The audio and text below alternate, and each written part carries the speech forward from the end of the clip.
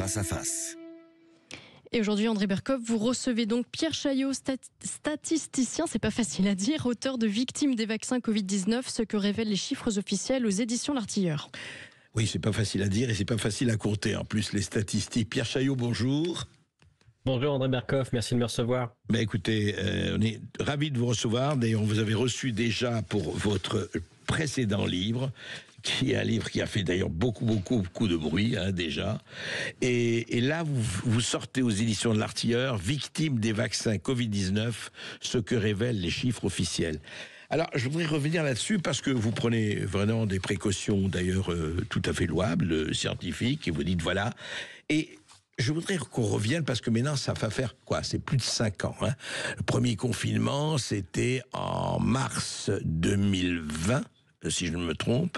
Et puis, il y a eu tout ce qu'il y a eu. Nous sommes en février 2025, 5 ans. Alors, 5 ans, effectivement, on peut faire un sacré bilan de tout ce qui s'est passé, tout ce qui se passe encore.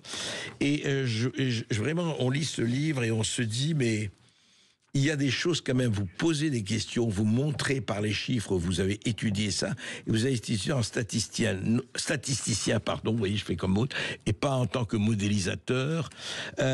Alors, qu'est-ce qu'on peut dire aujourd'hui, notamment, et on va essayer d'inventorier tout ce que vous racontez dans ce livre passionnant. Au fond, on se rappelle, tous vaccinés, tous protégés. Et puis, attention, la protection est là, la transmission est là, la protection, tout va bien. Pas, la protection est absolument, la transmission est absolument. Et puis, on s'est aperçu de tout, s'est aperçu. Et je voudrais juste que vous rappeliez votre méthode. Comment vous avez commencé à travailler entre les décès, la vaccination, la comptabilité, et comment, parce que c'est l'autre face, mais elle est liée, l'envers du décor, comment on a essayé soit de truquer, soit d'enfumer, soit d'invisibiliser. Pierre Chaillot.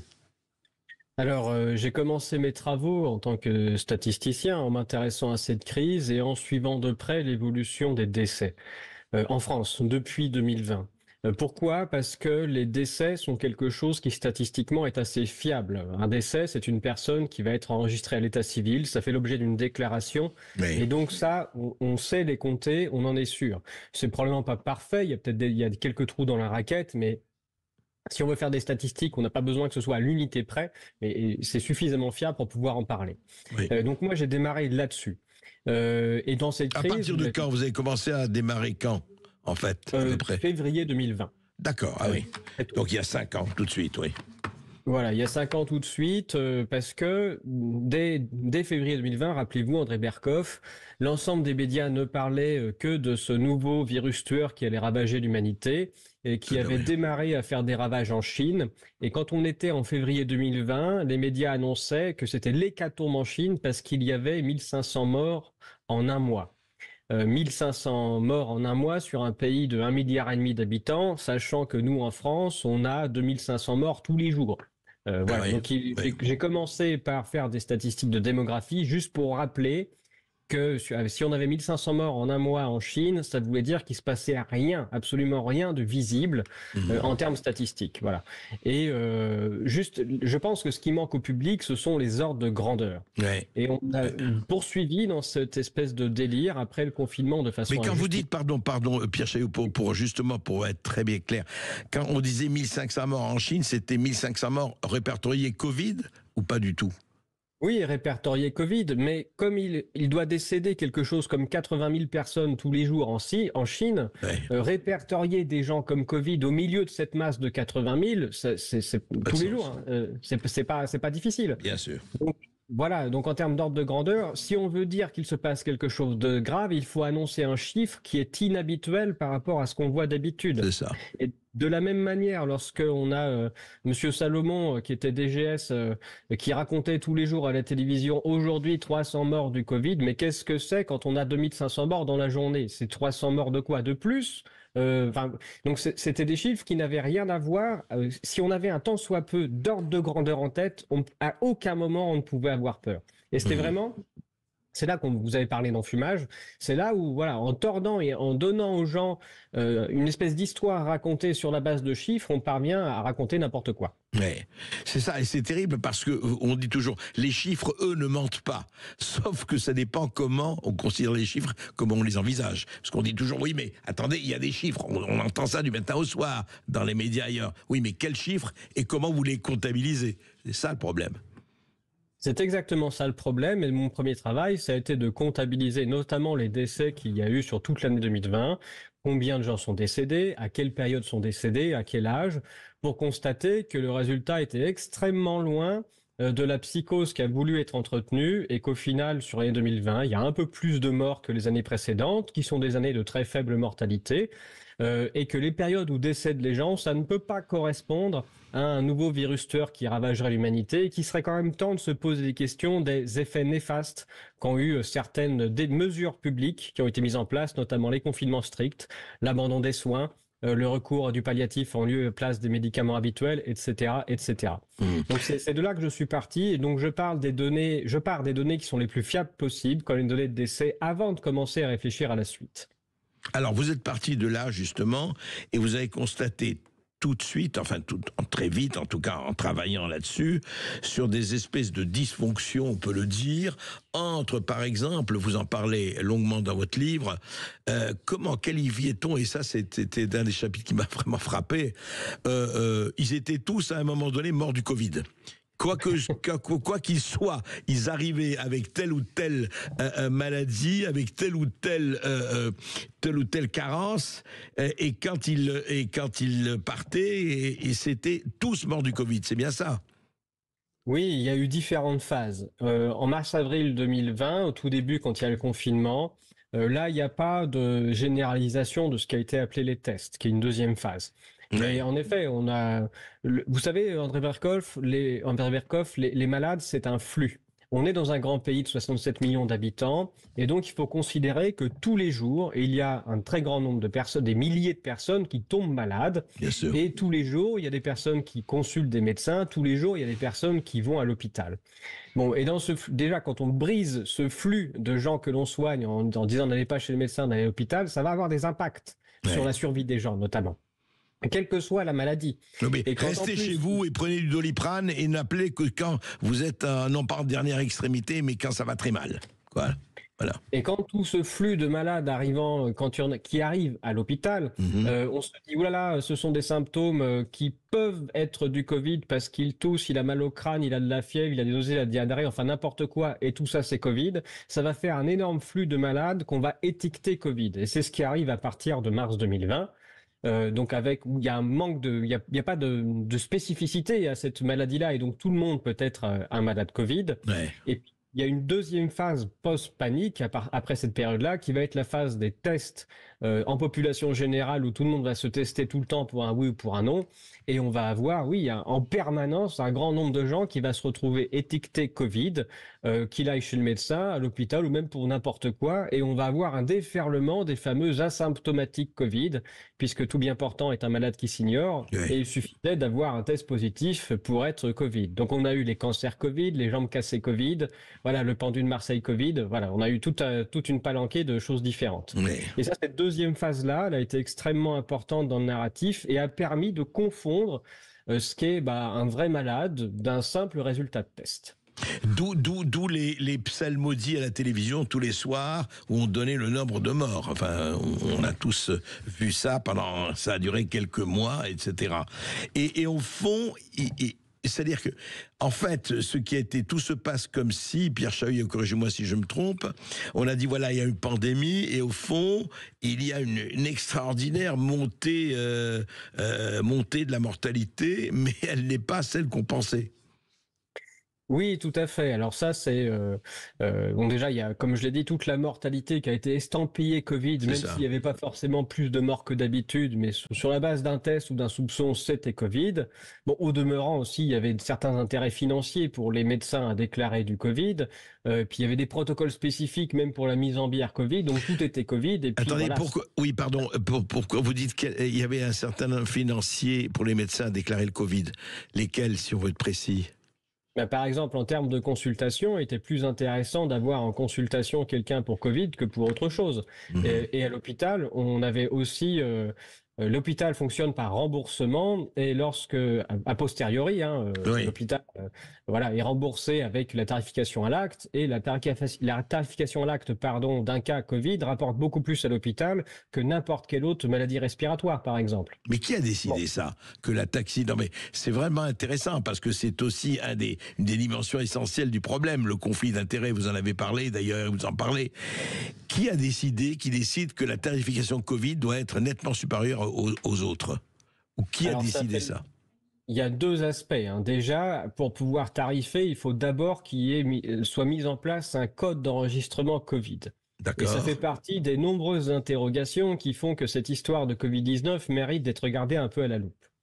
Quand vous rentrez dans un hôpital, le praticien va vous mettre un ensemble de symptômes qui va ensuite, cet ensemble de symptômes, ça passe dans un algorithme et ça vous attribue un code. Oui. Ce code, il fait partie de la codification internationale des maladies, ce qu'on appelle la CIM-10, et ce sont tous les noms de maladies qui sont reconnus de manière internationale. Cette CIM-10, c'est l'OMS qui la pilote. C'est D'accord. l'OMS qui la pilote et il se trouve que l'OMS va mettre un nouveau code d'urgence Covid-19 dès le 31 mars 2020. Ouais. C'est-à-dire que, alors qu'il ne se passe absolument rien dans le monde, Ouais. l'OMS décide qu'il y aura forcément une pandémie et qu'il est grand temps de mettre un code d'urgence au sein Ouais. du codex. Organisation mondiale de la santé, 31 mars 2020, c'est ça? Exactement. Voilà. D'accord. Ce qui fait qu'à partir de cette date, tous les hôpitaux du monde seront bien gentils de bien vouloir commencer à enregistrer des malades du Covid. Bon, et ça va commencer avec l'histoire du premier malade en France et surtout à partir du confinement où les hôpitaux vont se mettre à enregistrer du Covid partout. D'accord. Encore une fois, sur la base de soupçons qui sont dus au fait que des personnes ont des symptômes, mais vraiment des symptômes parfaitement banals, mais Ouais. qui sont tous être enregistrés comme étant des signes du Covid. Le Covid, ouais. Et donc, c'est là que cette codification démarre. Et ce code-là, ensuite, il va être affilié à un niveau de remboursement. Donc, dès qu'il y a le code, il faut décider du niveau de remboursement. Et le niveau de remboursement qui va être affecté à Covid-19, à ce code d'urgence, Oui. c'est celui des infections respiratoires. Et ce remboursement, il est supérieur aux autres remboursements de grippe, de tuberculose, D'accord. de bronchopneumopathie chronique, etc. Ce Intéressant. qui fait que, bizarrement, dès qu'on commence à enregistrer du Covid-19, toutes les autres pathologies s'effondrent dans les statistiques. Voilà. Le Covid arrive, il a chassé les grippes, les tuberculoses, les bronchopneumopathies chroniques. Ah oui. On a dit aussi les pleurésies, tout ça, ça n'existe plus, hein. Il n'y a plus que du Covid-19, mais il se trouve que c'est le code largement le plus intéressant pour le remboursement de l'hôpital. Bon, c'était évidemment une incitation. Ça n'a même pas été suffisant, André Berkoff, parce qu'il y a tellement personne qui a été à l'hôpital en 2020 à cause des confinements, hein, malgré la pandémie qui a ravagé l'humanité. Il y a Ouais. tellement personne à l'hôpital qu'il a dû y avoir des mesures exceptionnelles pour garantir une rémunération minimale des hôpitaux. Tellement personne n'y allait. Personne Voilà. n'est d'accord. À la Ouais. fois, on a tout mis en place de façon à inciter, mais au bout, voilà, malgré le raz-de-marée des patients Covid, prétendument qu'on attendait, Ouais. qui n'est jamais venu, il a fallu mettre une loi spécifique pour D'accord. donner un peu d'argent aux hôpitaux pour pas qu'ils ferment. Et alors, c'est très intéressant parce qu'en poursuivant cela, donc il y a eu vous en avez parlé aussi, la panique d'un certain nombre de modélisateurs, enfin la panique créée et entretenue et en tout cas répandue par un certain nombre, répandue le plus certains faire et puis depuis et ça a été, alors, et vous le dites dans votre livre encore une fois, ce qui est intéressant, encore une fois, a posteriori, en regardant tout cela, c'est quand même l'acceptation de tout le monde, et quand je dis tout le monde, que ce soit les politiques, les médecins, les médias, etc. Voilà, c'est une pandémie qui va tuer des dizaines de millions de personnes. Si vous ne faites pas telle ou telle chose, le narratif qui a été établi, eh bien, ça va être terrible. Il va y avoir des millions de cercueils qui vont envahir les rues des capitales du monde, ou des villes. Oui, ça marche extrêmement bien auprès des politiques et des médias, c'est-à-dire jamais ils ne voudront être tenus responsables de n'avoir pas agi. Et donc, c'est la force de Ferguson qui le fait, mais qui l'a fait un nombre de fois incalculable. J'en parle dans le premier livre sur l'ensemble des pandémies causant la fin du monde qu'il a prévu jusqu'ici. Voilà, c'est toujours la prochaine qui va marcher. Mais ça a été un grand nombre de fois. Et cette fois-ci, on a bien vu les gouvernements se mettre au diapason derrière l'OMS pour dire, voilà, il faut faire ce que nous dit l'OMS de façon à se prémunir qu'on nous fasse des reproches.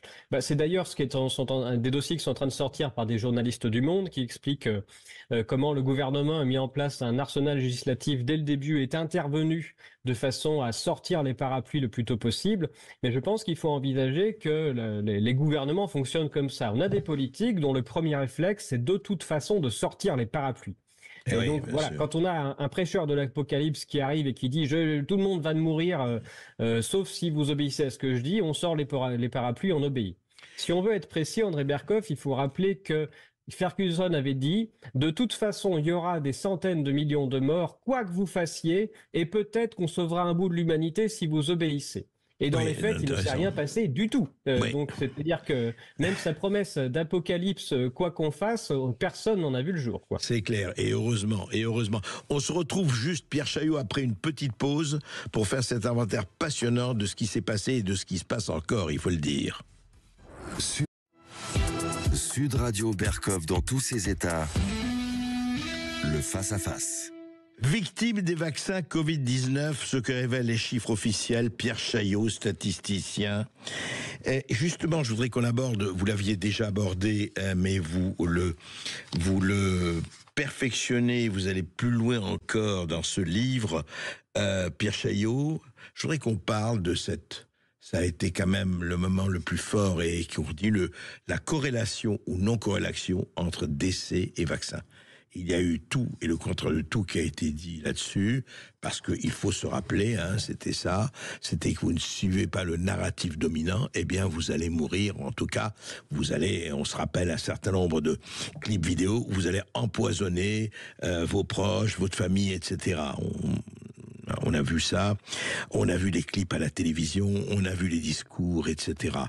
Donc protégez-vous et protégez-vous comme on vous dit vous protéger. Et vous, donc, vous êtes entré dans le vif du sujet en faisant votre travail, votre job de statisticien, en faisant l'énumération des vaccins, des pics, des montées, des descentes, et effectivement de ce qui s'est passé. Je voudrais que vous nous disiez un peu plus là-dessus.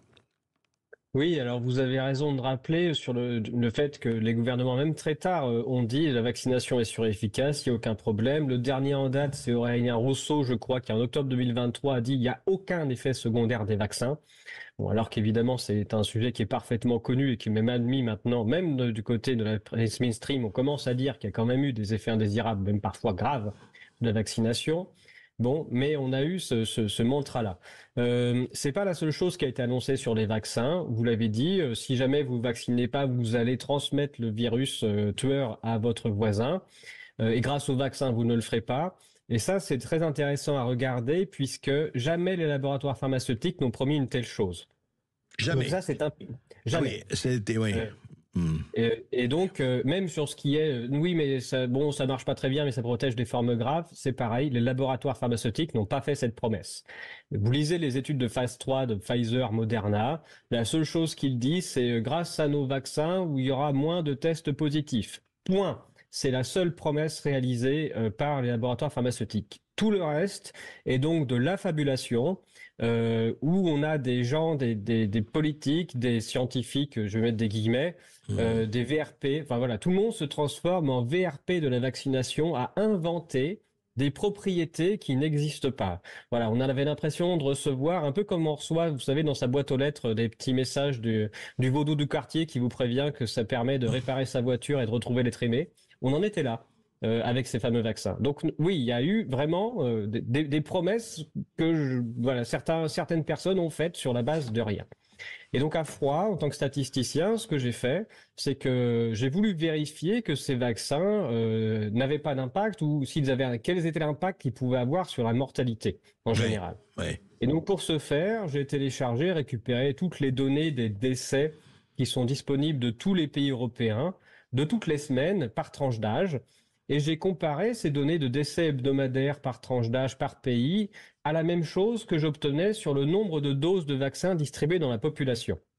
Et donc, ça me fait une vingtaine de pays européens qui ont chacun 4 ou 5 tranches d'âge, où je compare l'évolution des décès, plutôt des taux de mortalité, à l'évolution de la vaccination.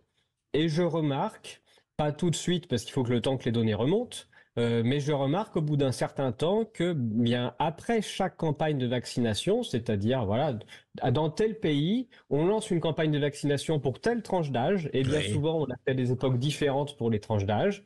Bien voilà, je vaccine une population de cette tranche d'âge-là à cette période-là, et bien juste derrière, j'ai une hausse de la mortalité. J'ai pas une baisse, j'ai une hausse. Et une hausse sensible ?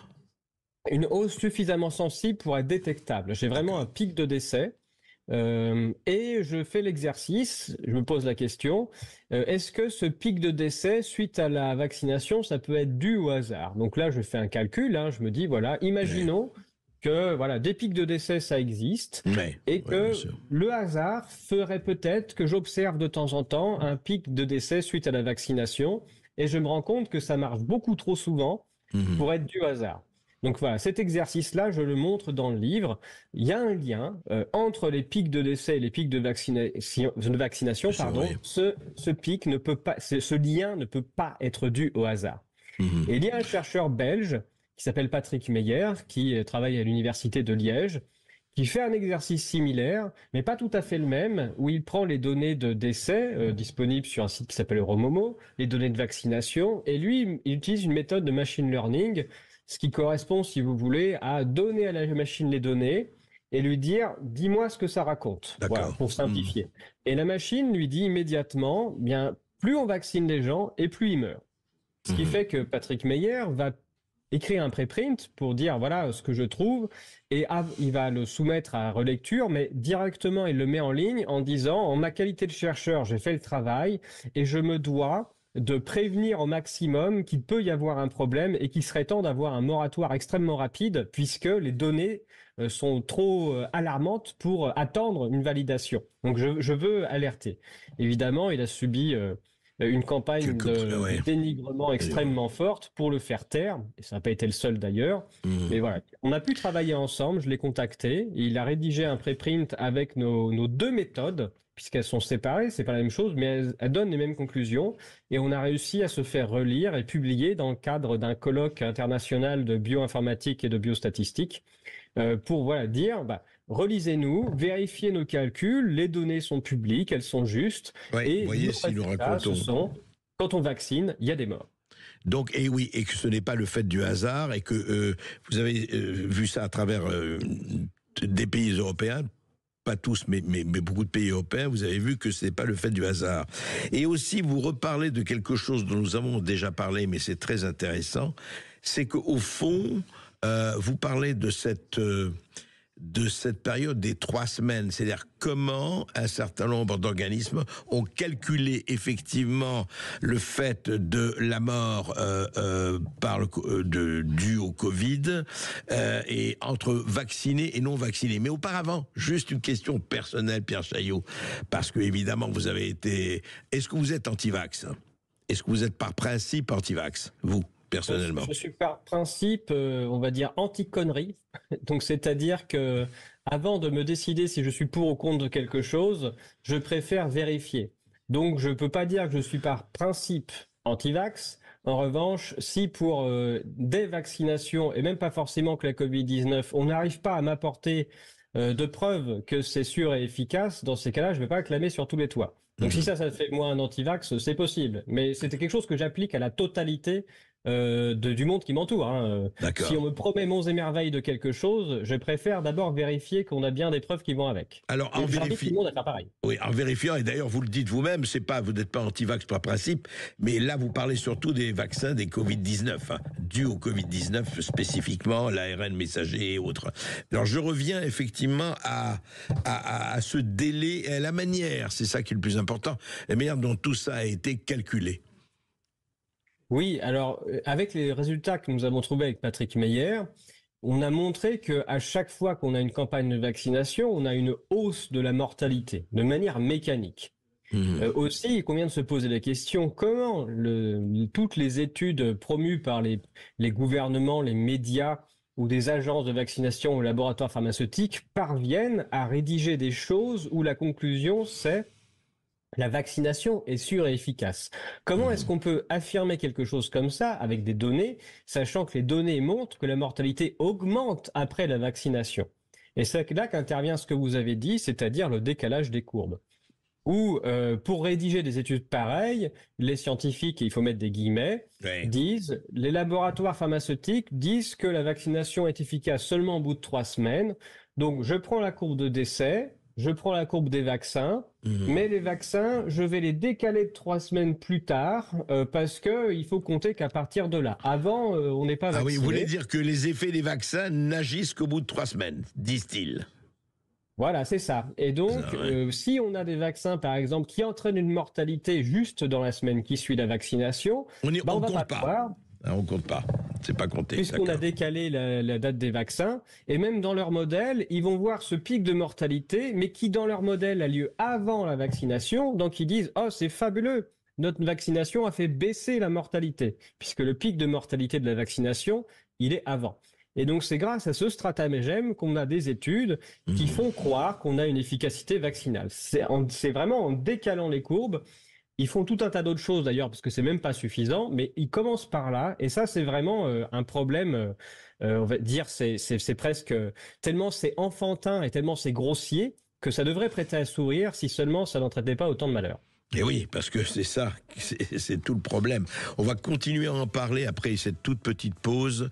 Pierre Chaillot, c'est vrai, c'est quand même, il faut voir la dose, ce narratif, et ce n'est pas uniquement dans ce domaine, mais dans le domaine du Covid-19, ce narratif a été tellement gros, a été tellement peu contesté qu'effectivement, il faut prendre le temps d'expliquer tout cela.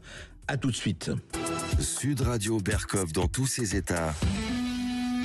Le face-à-face. Grand face-à-face avec Pierre Chaillot, victime des vaccins Covid-19. Vraiment, nous avons tous besoin, nous avons tous été inquiets, nous avons tous été angoissés, et à juste titre.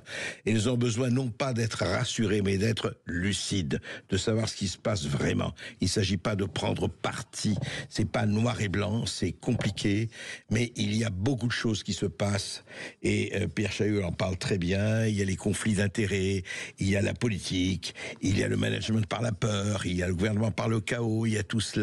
Mais il y a aussi des maladies, des morts, il y a des vaccins qui font très bien leur boulot et d'autres à qui on peut se poser des questions. Et c'est le moins que l'on puisse dire. Alors, justement, Pierre Chaillot, on parlait de ça, et vous dites à un moment donné, vous dites, écoutez, les pics, vous dites dans votre livre, les pics de décès de vaccins sont synchrones, bien trop souvent pour que cela soit dû au hasard. Les pics de décès au sein d'un même pays divergent selon les tranches d'âge, et effectivement, on va en parler de ces tranches d'âge, mais je voudrais revenir à vous donner des chiffres très intéressants, parce que vous dites ceci. Vous dites, en France, près de 10 millions de doses de vaccins antigrippaux sont distribuées chaque année. En 2021, on observe donc 100 fois plus d'effets indésirables et 100 fois plus de décès pour seulement 5 fois plus de doses, parce que vous parlez après, donc je dis, en France, près de 2 millions de doses de vaccins antigrippaux. En 2021, en France, 45 millions de doses de vaccins Covid ont été distribuées chez les plus de 60 ans, soit 5 fois plus que de vaccins antigrippaux. En Europe, 100 000 effets indésirables sont remontés concernant ces vaccins, plus de 5 000 décès.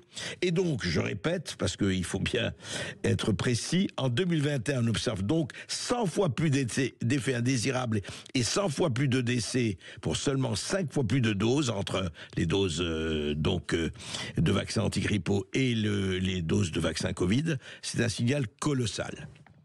Dites-vous. Oui, c'est ça, c'est la référence que l'on peut prendre. Et là, on est en train de commenter les effets indésirables qui sont remontés à la pharmacovigilance européenne, c'est-à-dire les gens qui se sont plaints d'avoir eu des effets indésirables. C'est ça, c'est les effets indésirables. Ou des personnels soignants qui ont notifié qu'ils avaient des patients qui avaient des effets indésirables. Et il y a une notification qui est écrite et qui remonte à la pharmacovigilance européenne. Tous les vaccins, sans exception, ont des effets indésirables. parfois graves, et qui remontent ensuite à la et certains remontent à la pharmacovigilance. Mais pour les vaccins Covid, on a eu un déferlement de déclarations. Et quand je dis déferlement, c'est de cet ordre-là, c'est-à-dire qu'on a vacciné à peu près 5 fois plus les gens avec les vaccins anti-Covid qu'avec les vaccins anti-grippaux, mais on a eu 100 fois plus de déclarations. Et vous le dites, Pierre Chaillot, pardon, je vous cite là, au mois de mai 2024, donc il y a 6 mois, un peu plus de 6 mois, on y trouve, je parle aussi d'Adreport, les données de pharmacovigilance européenne, on trouve plus de 2,3 millions de déclarations d'effets indésirables concernant les vaccins Covid-19, 2,3 millions de déclarations d'effets indésirables, c'est quand même beaucoup. Hein. Oui, et je note à l'intérieur qu'à l'époque, on devait pouvoir consulter quelque chose comme 30 000 décès à la suite d'une vaccination, ce qui est colossal en Europe. Ouais. Et il faut rappeler que la pharmacovigilance est très incomplète. Déjà, il y a très très peu de monde qui sait qu'à la suite d'un effet indésirable, après n'importe quel médicament d'ailleurs, hein, on peut faire une déclaration sur Internet et on devrait le faire. Donc, c'est ouvert à tout le monde, ça, c'est ouvert à tout le monde. Dès que vous avez quelque chose et vous estimez que, à tort ou à raison, vous avez eu un effet indésirable, vous pouvez le signaler à la pharmacovigilance. C'est ça. Oui, ouais. Et sans vous-même présumer de la causalité, hein, mais faites une déclaration et mieux, votre médecin traitant est obligé de le faire. Après n'importe quel médicament ou vaccin, vous êtes mal, vous le signalez à votre médecin traitant, il doit faire une déclaration. Donc les très nombreux témoignages que j'ai sont que les médecins ne le font pas, mais ils sont obligés de le faire. Et c'est pas à eux de juger de la cause. C'est-à-dire qu'ils doivent faire une déclaration et cette déclaration peut lancer un signal. C'est obligatoire pour le médecin. Oui, il faut le faire parce que imaginons que voilà, il y a un effet indésirable inconnu d'un certain médicament, c'est le fait qu'il y ait plusieurs remontées de pharmacovigilance d'effets indésirables tous identiques qui va derrière appuyer les instances de pharmacovigilance à dire il commence à y avoir un signal, c'est fort possible que tel médicament cause tel truc. Si les médecins ne le font pas parce qu'ils disent cet effet-là il est pas connu pour ce médicament, on le saura jamais puisque ça va jamais remonter. Donc il y a vraiment une incompréhension qui est faite, il y a une non-participation des instances de soins à la pharmacovigilance qui est dramatique.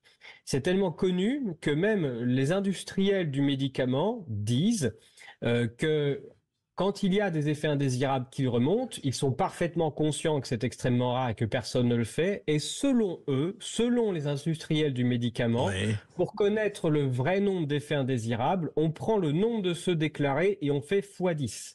Oui, c'est ce que font les industriels du médicament. Les spécialistes qui ne sont pas affiliés à l'industrie du médicament, faut plutôt faire x20, voire faire x100. Moi, dans mon livre, je fais juste le x10 de façon à être le plus raisonnable possible. On va dire minimiser les choses, dire juste si on fait le x10, rendez-vous compte, hein, ça fait qu'en Europe, ça fait à peu près 300 000 décès depuis le début de la vaccination. C'est à la fois énorme et à la fois 300 000 décès sur toute l'Europe. C'est pas forcément quelque chose qui va se voir significativement au niveau des chiffres, surtout si on ne veut pas trop chercher.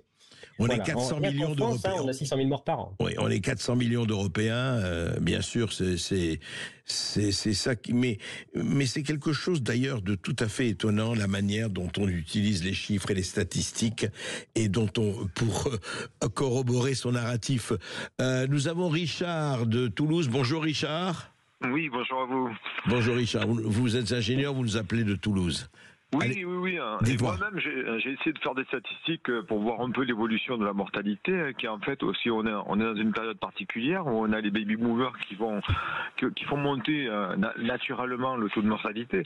Mais outre ça, moi j'ai une question, peut-être que vous aurez la réponse. C'est comment on peut expliquer les 16% de mortalité en plus des jeunes femmes de 14 à 35 ans? Ou de 15 ans à 34 ans, en 2022, ça fait plus 16%, ce qui est quand même... plus 16%, vous dites, de jeunes femmes en 2022. Vous trouvez sur l'INSEE, c'est le chiffre de l'INSEE, et il n'y a pas d'explication.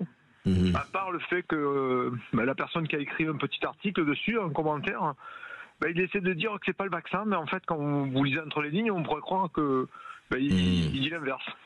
Pierre Chaillot, vous avez eu vent de cette Là, je suppose que vous parlez du bilan démographique de l'année 2022. Et en effet, dans ce bilan démographique, l'Institut fait état d'une augmentation de la mortalité chez les jeunes femmes et chez les jeunes en particulier.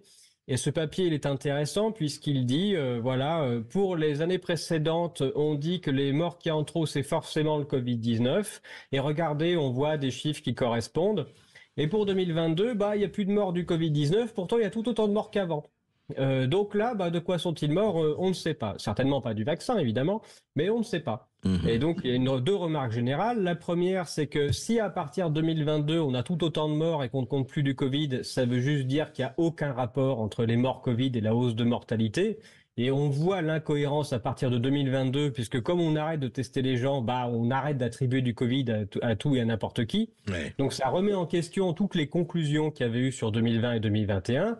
Et deuxième chose, en effet, si on a trop de morts, notamment chez les jeunes en 2022, il serait temps de se poser la question de pourquoi. Et j'ai répondu aussi dans le livre que si on fait l'exercice, on se rend compte qu'il y a une hausse de mortalité chez les jeunes qui commence à se voir dès le deuxième trimestre 2021. Que s'est-il passé à l'été 2021? La vaccination de masse des jeunes. Et donc, il serait peut-être temps, de creuser un peu la question, d'arrêter d'éviter ce sujet qui fâche et de remarquer qu'en effet, on a des belles corrélations entre les périodes de vaccination et de hausse de mortalité. C'est factuel. Il faut juste, cesser de vouloir se mettre des œillères d'une certaine manière, prendre les chiffres à froid et accepter de faire un bilan qui sera peut-être un peu dérangeant. Alors justement, Pierre Chaillot, vous en parlez beaucoup. Tout le problème, c'est intéressant, tourne autour de la causalité. Parce que on vous dit, et vous le dites vous-même dès le départ, il y a une phrase dans votre livre, vous dites, vous dites d'ailleurs, dans votre premier livre, nous avons démontré que la totalité des décès surnuméraires que la France a connus en 2020 peut être attribuée aux mesures gouvernementales et non pas à un quelconque virus. Mais vous dites aussi, le problème, soyons clairs, c'est extrêmement difficile, et vous le dites, je ne sais pas si j'ai la phrase exacte, mais je vais essayer de voir. Oui, est-ce que le problème, c'est la causalité. Et vous dites vous-même à un moment donné, mais on ne peut pas prouver à 100% la causalité. Est-ce que ce n'est pas là où le bas blesse, où on vous dira toujours, oui, d'accord, très bien, il y a effectivement des corrélations, il y a effectivement des chiffres qui parlent, il y a effectivement tout ce que vous dites. Oui, mais la causalité, on ne peut pas la prouver.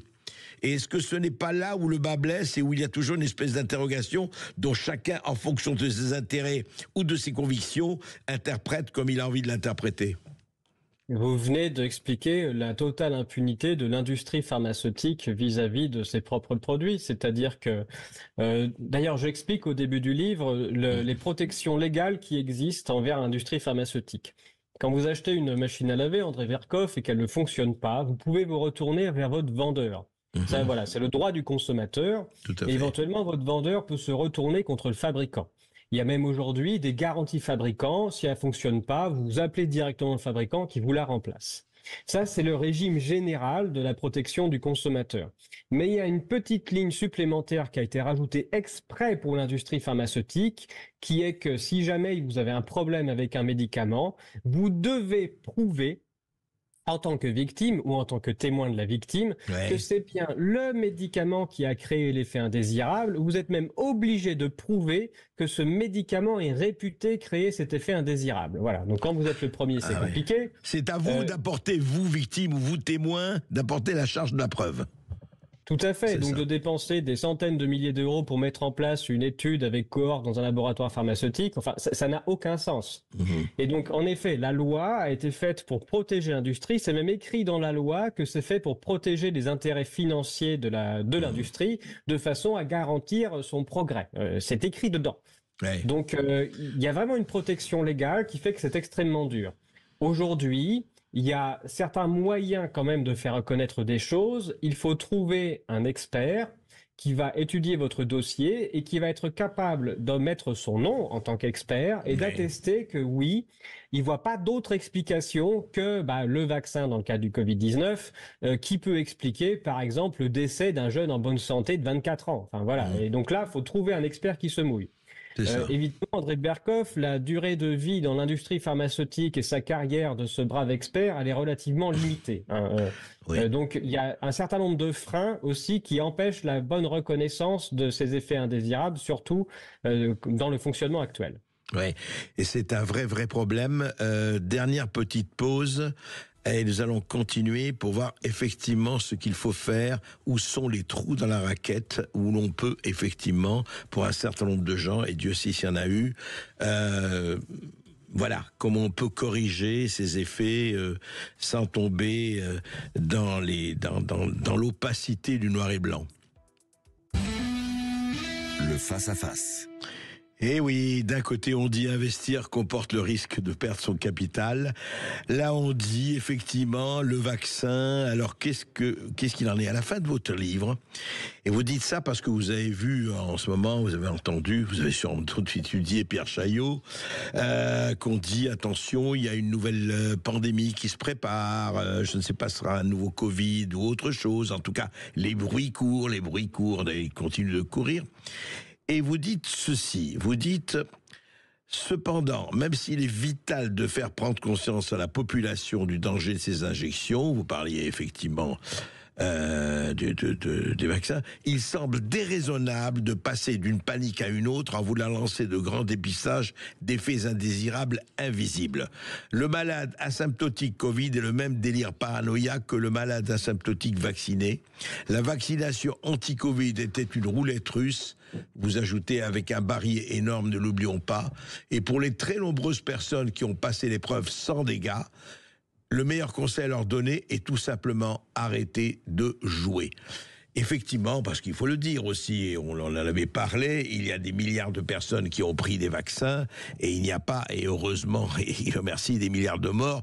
C'est le moins que l'on puisse dire, et loin s'en faut. En revanche, vous dites arrêtez de jouer. Alors, qu'est-ce qui se passe si demain, Pierre Chaillot, il y a une nouvelle, ce qu'on a appelé une pandémie, en tout cas une nouvelle alerte? Qu'est-ce qu'il faut être très vigilant? C'est regarder, enquêter, vraiment renseignez-vous avant d'aller vers quoi que ce soit. Et qu'est-ce que vous dites à la fois aux patients, à nous tous, aux médecins, au gouvernement, etc. C'est quoi? Un devoir de prudence, un devoir non pas un principe de précaution, mais qu'est-ce qu'on leur dit? Qu'est-ce qu'on lui dit? On dit de ne pas céder à la panique et d'arrêter de croire les prêcheurs de l'apocalypse qui l'annoncent tous les matins sans jamais qu'elle arrive. Vous avez parlé de Ferguson, il y en a d'autres. C'est d'ailleurs Andrei Berkov, rappelez-vous de H1N1 qui était sur le même principe. Tout à fait. On peut dire l'escroquerie H1N1 puisque c'est ce qu'on en déduit du rapport du Sénat français qui a été rédigé, qui est riche d'instructions et d'informations où à l'intérieur il nous explique que les grands experts des pandémies ne se posaient déjà à l'époque plus la question de savoir si la pandémie mortelle allait arriver, mais uniquement quand elle allait arriver. C'est-à-dire que l'ensemble de ces experts, et mettons des guillemets, sont en permanence dans l'attente de pouvoir enfin annoncer la grande pandémie de leur vie. C'est d'ailleurs ce que raconte Antoine Flao dans son livre Parlons du Covid-19, que enfin, ça y est, c'est arrivé. Non, ce n'est pas arrivé. Mais ils vont recommencer puisqu'en fait, tout ce qu'ils font, c'est qu'ils l'attendent. Et même lorsque les grands dirigeants se réunissent dans des sommets, par exemple au World Economic Forum, ils sont en permanence en train de se raconter l'histoire de la pandémie qui va ravager l'humanité et comment, entre eux et en prenant les bonnes décisions entre eux, ils vont réussir à nous sauver, d'ailleurs de la pandémie qui est due à nos mauvais comportements. Nous sommes trop proches les uns des autres et ce sont toujours nos mauvais comportements qui font courir le risque au monde et voilà, ils sauvent le monde en nous empêchant de faire des bêtises. De vivre, presque. Les enfants que nous sommes. Et donc voilà, il faut prendre conscience du niveau de panique autogénérée, de la croyance, parce que c'est pas de la science, ce sont des croyances de ces gens-là, et qu'il est grand temps, de redescendre les pieds sur terre, de faire des bilans à froid de ce qui s'est passé et d'éviter de retomber dans les mêmes psychoses trop vite. Oui, c'est tout le problème, effectivement, de la psychose et de la redondance. Et je dois dire que, juste un mot, est-ce que vous seriez heureux de la nomination de Robert Kennedy Jr. Au ministère de la Santé américain? Écoutez, au moins, c'est d'ailleurs un des gros avantages de ce qui se passe aux États-Unis, c'est qu'il y a un changement politique. Qui dit changement politique dit que les nouveaux vont au moins profiter de la situation pour taper sur les anciens et donc ressortir quelques bilans, ce qui nous permettra de faire de la lumière sur quelques aspects. Bon, et Robert Kennedy a fait plusieurs promesses de vérifier la sécurité et l'efficacité des vaccins, pas que des vaccins Covid d'ailleurs, ce qui est quand même le minimum en science, faut dire. Donc ça peut être un bon aspect, et puis un bon aspect pour nous, en Français, nous rendre compte qu'à l'extérieur de nos murs, nous qui n'avons pas de changement politique, il existe des personnes qui se posent des questions. Et le principal objectif de mon livre, c'est quand même de mettre en lumière les victimes des vaccins Covid-19, de façon à ce que le public se rende compte que ça existe pour de vrai, qu'il faut les croire, qu'il faut les soutenir, de façon à en tirer des leçons. Je précise d'ailleurs que tous mes droits d'auteur iront, une fois de plus, à des associations, justement ici, qui s'occupent des victimes des vaccins, et notamment Verity France et le REVAF, pour n'en citer que deux. Et vous l'avez fait pour votre premier livre. Merci Pierre Chaillot, et lisez Victimes des vaccins du Covid, ça vient de paraître aux éditions L'Artilleur. Ouvrez-le, il vous ouvrira.